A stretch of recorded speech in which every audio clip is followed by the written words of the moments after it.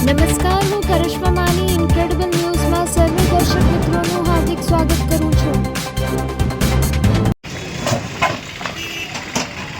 આજે ફરીથી ગેરકાયદેસર દબાણો હટાવવામાં આવ્યા હતા.